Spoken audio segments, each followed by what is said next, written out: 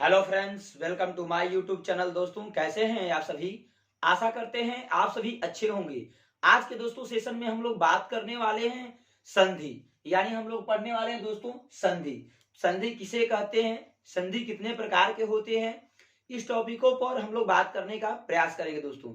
तो चलिए हम लोग दोस्तों वीडियो को स्टार्ट करते हैं। वीडियो को स्टार्ट करने से पहले आपसे एक छोटा सा रिक्वेस्ट करते हैं दोस्तों, अगर आप चैनल पर नए होंगे तो चैनल को सब्सक्राइब कर लीजिएगा। लेटेस्ट वीडियो देखने के लिए ऑल पर क्लिक कर लीजिएगा।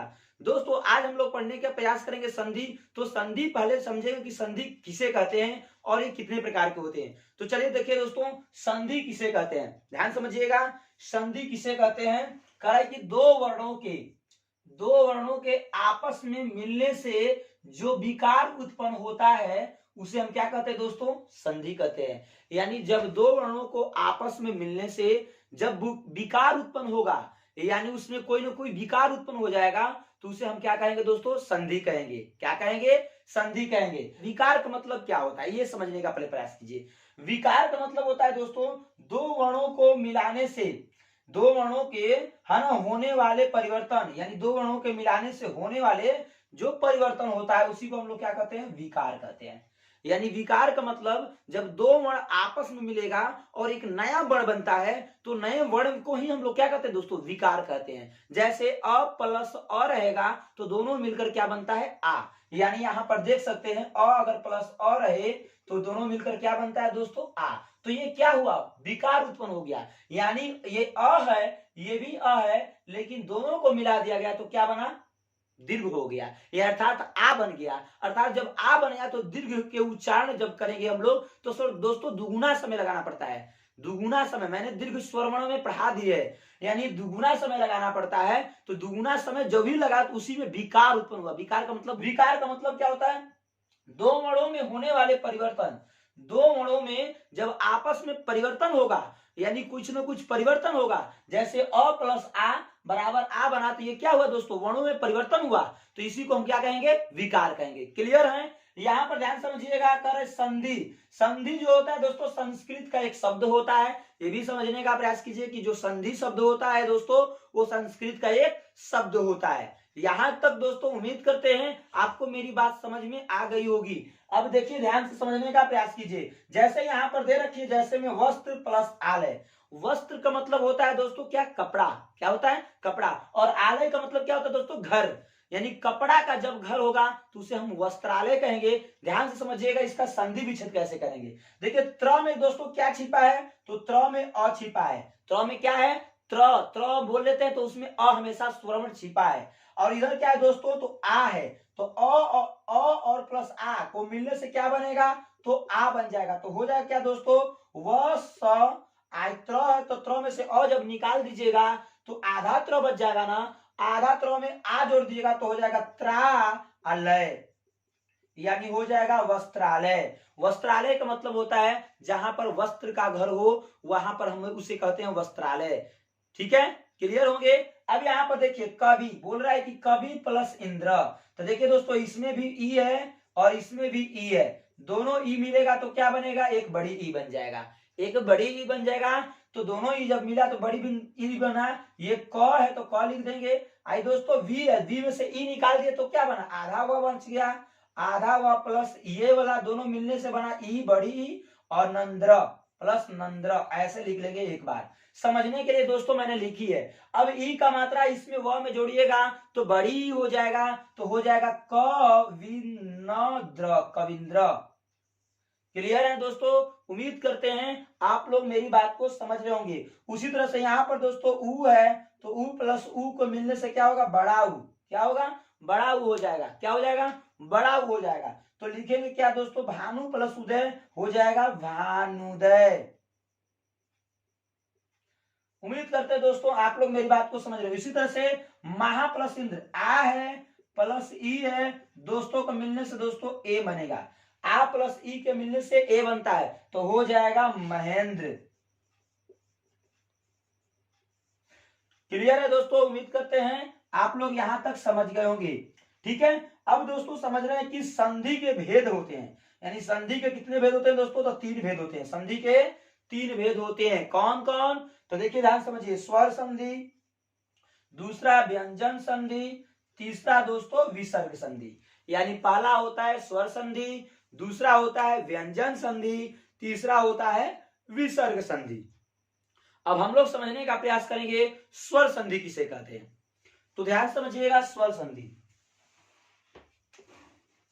स्वर संधि जब स्वर वर्ण के साथ स्वरवर्ण का मेल हो, अर्थात कहने का मतलब कि जब स्वरवर्ण के साथ स्वरवर्ण का ही मेल हो उसे हम कहते हैं, क्या कहते हैं दोस्तों, संधि कहते हैं, यानी स्वर संधि कहते हैं। उसे क्या कहते हैं, स्वर संधि कहते हैं। वह जब, ध्यान समझिएगा दोस्तों, जब स्वरवर्ण के साथ स्वरवर्ण का मेल हो तो उसे हम स्वर संधि कहते हैं। ध्यान समझिएगा, देखिए दोस्तों, विद्या प्लस आलय है, तो द्या में क्या है, तो आ है, द्या में क्या है, आ, और आलय, आलय में क्या है दोस्तों, आ है। तो ये दोनों देखिए आपस में स्वरवर्ण है, क्या है, आपस में दोनों स्वरवर्ण है। तो आपस में जब भी दोनों स्वरवर्ण मिलेगा तो एक नया वर्ण बनाएगा आ, ठीक है। तो ये बन जाएगा क्या दोस्तों, बन जाएगा विद्या लय, आ का मात्रा इसमें जुट गया तो हो गया विद्यालय। उसी तरह से होगा मही प्लस इंद्र, तो हो जाएगा, ये हो जाएगा बड़ी है दोस्तों और ये है छोटी, तो दोनों मिलेगा तो हो जाएगा बड़ी ई, तो बनेगा क्या, महिंद्र। बड़ी का मात्रा लगाएंगे महिंद्र बनेगा। उम्मीद करते हैं आप लोग यहां तक क्लियर हो गए। उसी तरह से भानु प्लस उदय, भानुदय बनेगा।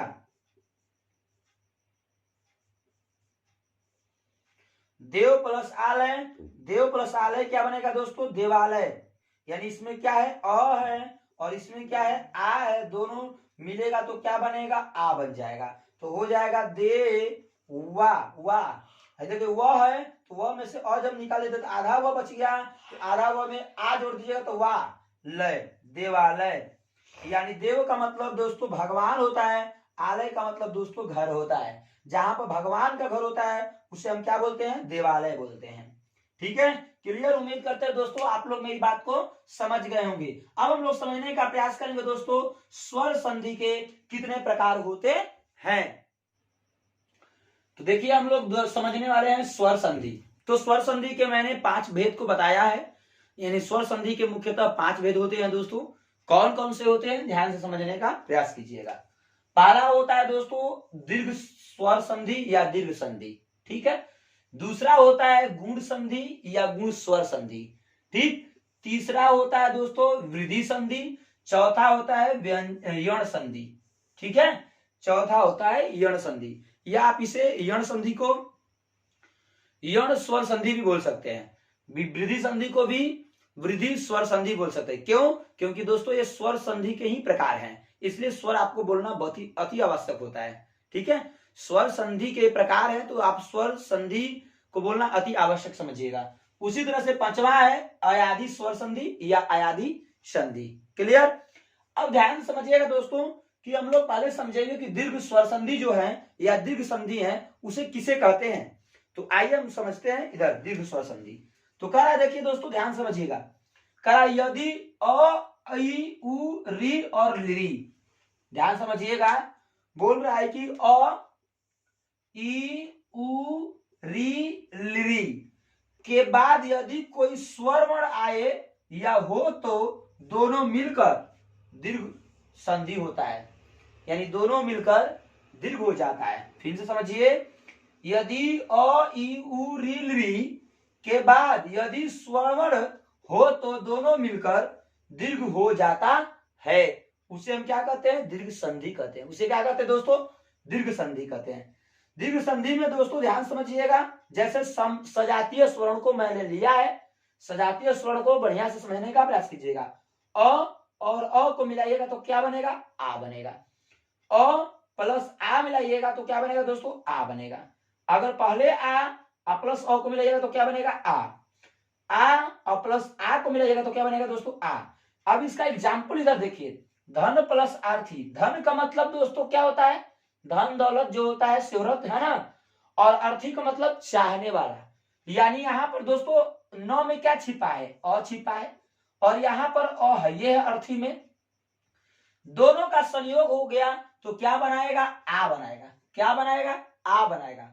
तो हो जाएगा क्या, ध आधा नौ, सॉरी 9 में से जब अ आप निकाले हैं तो आधा न हो गया आधा नौ में आ जोड़ दीजिएगा तो हो जाएगा धना आरथी, धनार्थी। क्या हो जाएगा? धनार्थी, जो धन को चाहता है। दूसरा में दिया है दोस्तों रत्न प्लस आकार, तो इसमें क्या है? 9 में अ है और इसमें क्या है दोस्तों? आकार में आ है। दोस्तों मिले, दोनों मिले तो क्या बनेगा? आ बनेगा। यानी जब दोनों का कॉम्बिनेशन होगा, यानी जुड़ा होगा, संयोग होगा, तो क्या बनेगा? आ बनेगा। जब भी आ बनेगा तो हम लोग लिखेंगे क्या? रत्न प्लस आकार को रत्नाकार। क्या लिखेंगे दोस्तों? रत्नाकार। उम्मीद करते हैं दोस्तों यहां तक आप लोग मेरी बात को समझ गए होंगे।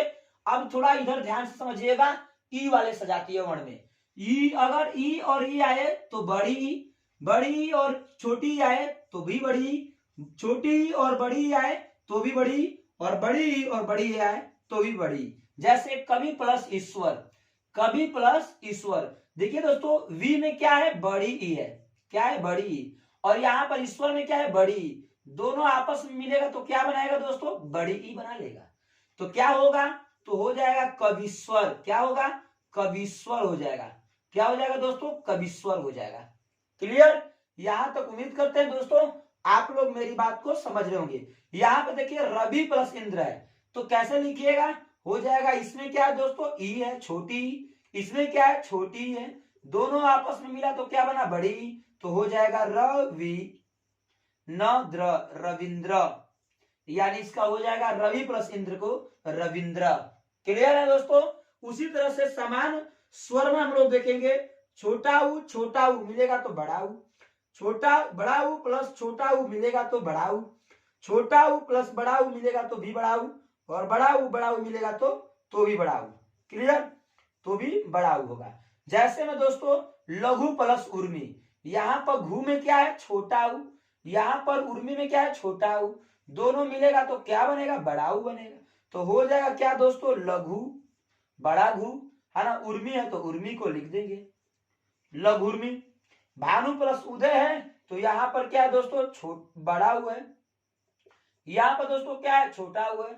दोनों मिला तो क्या बना? बड़ा ऊ ही बना। तो हो जाएगा भानु प्लस उदय बराबर भानुदय। क्या हो जाएगा? भानुदय। ठीक है? उम्मीद करते हैं दोस्तों आप लोग मेरी बात को अच्छे से समझ गए होंगे और अच्छे से अचीव भी कर लिए होंगे। देखिए दोस्तों दीर्घ संधि जो होता है ना, अ ई उ री ली के बाद यदि स्वरवर्ण हो तो दोनों मिलकर दीर्घ हो जाता है। यानी जब भी समान सजातीय स्वरवर्ण आएगा तो दोस्तों दोनों मिलकर क्या हो जाएगा? दीर्घ हो जाएगा। दीर्घ का मतलब दोस्तों बड़ा हो जाएगा। यहाँ पर जैसे देखिए अ प्लस आ दोनों जुटा है तो अ प्लस अ जुटा है तो आ बना है। यहाँ पर देखिए अ प्लस आ जुटा है तो भी आ ही बना है। इसका मतलब दोस्तों दीर्घ हो रहा है। दीर्घ मतलब बड़ा हो रहा है। क्लियर? उम्मीद करते हैं दोस्तों यहां तक आप लोग क्लियर होंगे दीर्घ स्वर संधि। अब हम लोग पढ़ने का प्रयास करेंगे गुण संधि। तो देखिए दोस्तों हम लोग पढ़ने वाले हैं गुण संधि। यानी जो गुण संधि होता है वो किस तरह से होता है, किसे कहते हैं, ये समझने का प्रयास करेंगे। यानी गुण संधि किसे कहते हैं, यानी ध्यान से समझिएगा दोस्तों। अ आ के बाद यदि ई या ई आए तो दोनों मिलकर क्या हो जाते हैं दोस्तों? ए हो जाते हैं। यानी अ आ के बाद यदि ई आए तो दोनों मिलकर ए हो जाते हैं। उ या उ आए तो दोनों मिलकर ओ हो जाते हैं, तथा री और री आए तो दोनों मिलकर अर हो जाते हैं। उसे हम क्या कहते हैं दोस्तों? गुण संधि कहते हैं। यानी यदि अ आ के बाद ई या ई आए तो दोनों मिलकर ए हो जाते हैं, उ या उ आए तो दोनों मिलकर, है ना, ओ हो जाते हैं, और री आए तो दोनों मिलकर अर हो जाता है। ठीक है? उसे हम क्या कहते हैं दोस्तों? गुण संधि कहते हैं। तो ध्यान से देखिएगा, जैसे अ या आ प्लस ई या ई, इसमें से कोई एक वर्ण, इधर से अ या आ में से कोई एक वर्ण या ई में से कोई एक वर्ण आ जाए तो दोनों मिलकर हर एक स्थिति में है ना ए होता है। जैसे यहाँ पर सूर में क्या है दोस्तों? र है। र में क्या छिपा है? अ। और इधर इंद्र में क्या है? ई है। तो दोनों मिलकर क्या बनेगा दोस्तों? हो जाएगा ए। क्या बनेगा? ए हो जाएगा। ठीक है? जब भी ए हो जाए तो लिखेंगे क्या दोस्तों? सु। र में से अ निकाल दिए तो आधा र न हो गया, आधा र में ए जोड़ देंगे मात्रा तो हो जाएगा सूरे नद्र, सुरेंद्र। यानी सूर्य प्लस इंद्र को सुरेंद्र कहते हैं। क्लियर? उसी तरह से नर प्लस ईश्वर, नर प्लस ईश्वर, तो यहाँ पर नर र में क्या छिपा है दोस्तों, अ, और यहाँ पर क्या है, ई है, तो ई और अ के मिलने से क्या बनेगा, अ और ई के मिलने से क्या बनेगा, ए बनेगा। तो हो जाएगा न र, नर, आप रे, ए का मात्रा इसमें जोड़ेंगे न र, तो ए का मात्रा जोड़ेंगे तो न रे आ स हो जाएगा, नरेश। यानी नर प्लस इस, नर का मतलब होता है दोस्तों लोग, और इसका मतलब है ना भगवान होते हैं, इसका मतलब देवता होते हैं, ठीक है। तो जिसे नरेश कहते हैं, जो भगवान होते हैं। महा प्लस इंद्र, महेंद्र, महा प्लस इंद्र, इसमें आ है और इसमें ए है, दोनों मिला के क्या बनेगा दोस्तों, ए बनेगा, तो हो जाएगा महेंद्र, महेंद्र। क्लियर। उसी तरह से बनेगा यहाँ पर महा प्लस ईश्वर है, तो इसमें आ है और इसमें ई है, दोनों मिलेगा तो क्या बनेगा, इसमें ई है लेकिन बड़ी ई है, ध्यान दीजिएगा। तो हो जाएगा क्या दोस्तों, हर एक स्थिति में ए ही होगा, तो हो जाएगा महेश्वर, महेश्वर। यानी महा प्लस ईश्वर बराबर महेश्वर, महा प्लस इंद्र बराबर महेंद्र, है ना, सूर्य प्लस इंद्र बराबर सुरेंद्र, नर प्लस इस बराबर नरेश। अभी अ या आ के बाद यदि ई या ई आए तो ए बनता है, इस कंडीशन का हमने सीखा है दोस्तों, इस कंडीशन यानी इस स्थिति का सीख लिया। अब इधर देखिए दोस्तों, कराई की अ या आ, कराई की अ या आ के बाद उ या उ आए तो दोनों मिलकर क्या होता है, ओ हो जाता है। अ या आ के बाद उ या उ आए तो दोनों मिलकर क्या होता है, अ हो जाता है, ठीक है। अ या आ के बाद दो उ या उ आए तो दोनों मिलकर क्या होता है दोस्तों, ओ हो जाता है, ठीक है। जैसे हित प्लस उपदेश, तो त में दोस्तों क्या है, अ है, उ में उ, त में क्या दोस्तों, अ है, और उपदेश में क्या है, पहले उ है, तो दोनों मिलेगा तो क्या बनेगा, ओ बनेगा। तो हो जाएगा ही, है ना, ओ का मात्रा जोड़िए त में तो हो जाएगा तो ही तो पदेश, ही तो पदेश। क्लियर। उसी तरह से यहाँ पर आ है, क्या है, आ है, और यहाँ पर उ है, दोनों मिलेगा तो क्या बनेगा, दोनों बनेगा तो ओ बनेगा, यानी दोनों मिलेगा तो क्या बनेगा दोस्तों, ओ बनेगा। आ प्लस उ के मिलने से ओ बना, तो हो जाएगा गंगोदकम, ठीक है, गंगा प्लस उदकम को गंगोदकम बनेगा, ठीक है। उसी तरह से अ या आ प्लस री या री आए तो दोनों को बन जाएगा दोस्तों, इसका बनता है और, क्या बनता है, और बनता है, ठीक है। तो हो जाएगा देव, व में क्या दोस्तों छिपा है, अ, और ये ऋषि री है, दोनों मिलाइएगा तो क्या बनेगा, और बनेगा। तो हो जाएगा क्या दोस्तों इसका, तो इसका हो जाएगा दे व र आसी। अब ये वाला जो र है दोस्तों ना रेफ में बदल जाता है, देवर्षि, ठीक है। उसी तरह से ये है, इसमें क्या दोस्तों, आ है और इसमें री है, दोनों मिलेगा तो क्या बनाएगा, अर बनाएगा, अर बनाएगा तो इसको संधि विच्छेद कर जाएगा दोस्तों, तो महा प्लस ऋषि है, तो महा प्लस ऋषि होगा तो महर्षि हो जाएगा, क्या हो जाएगा, महर्षि। तो उम्मीद करते हैं दोस्तों आप लोग मेरी बात को समझ गए होंगे, अच्छे से अचीव भी कर लिए होंगे, ठीक है। यानी हित प्लस उपदेश होगा तो हितोपदेश, गंगा प्लस उदकम होगा तो गंगोदकम, देव प्लस ऋषि होगा तो देव ऋषि, महा प्लस ऋषि होगा तो महर्षि बनेगा, है ना दोस्तों। उम्मीद करते हैं आप लोग मेरी बात को समझ गए होंगे।